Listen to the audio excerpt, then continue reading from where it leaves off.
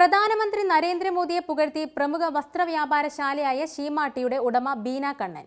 ഒരാൾ വൃത്തിയായി രാജ്യം ഭരിക്കുന്നുണ്ടെങ്കിൽ അവരുമായി വേദി പങ്കിടുന്നതിൽ എന്താണ് തെറ്റെന്ന് ബീന കണ്ണൻ ചോദിച്ചു.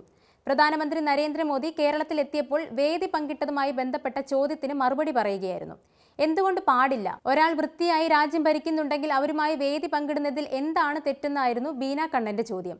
ചെറുപ്പത്തിൽ താൻ ഇന്ദിരാഗാന്ധിയെ അഭിനന്ദിച്ചിരുന്നു. എന്നാൽ ഇപ്പോൾ ഞാൻ കരുതുന്നു, ഞാൻ തെറ്റ് ചെയ്തിരിക്കാം. നമ്മുടെ രാജ്യം നല്ല രീതിയിൽ നടക്കണമെന്ന ഒറ്റ ഉദ്ദേശമേ എനിക്കുള്ളൂവെന്ന് അവർ കൂട്ടിച്ചേർത്തു. ചെറുപ്പക്കാർ എന്തുകൊണ്ട് നാട്ടിൽ വന്ന് രാജ്യം ഭരിക്കുന്നില്ല എന്ന് ചോദിക്കേണ്ട അവസ്ഥയിലാണ്.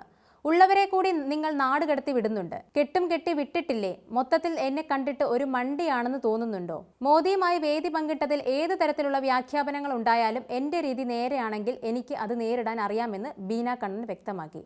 തന്റെ ഉദ്ദേശം നേരെ വാ നേരെ പോ എന്നതാണ്.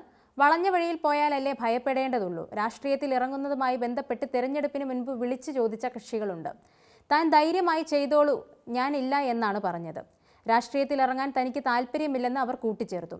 ഈ വർഷം ജനുവരിയിൽ തൃശൂരിൽ മഹിളാ മോർച്ച സംഘടിപ്പിച്ച സ്ത്രീ ശക്തി സംഗമത്തിലാണ് ബീന കണ്ണൻ പ്രധാനമന്ത്രി നരേന്ദ്രമോദിക്കൊപ്പം വേദി പങ്കിട്ടത്. ഷീമാട്ടിയിൽ വെള്ളി നൂലിൽ നെയ്ത് തീർത്ത ഷാളാണ് ബീന കണ്ണൻ പ്രധാനമന്ത്രിയെ അണിയിച്ചത്.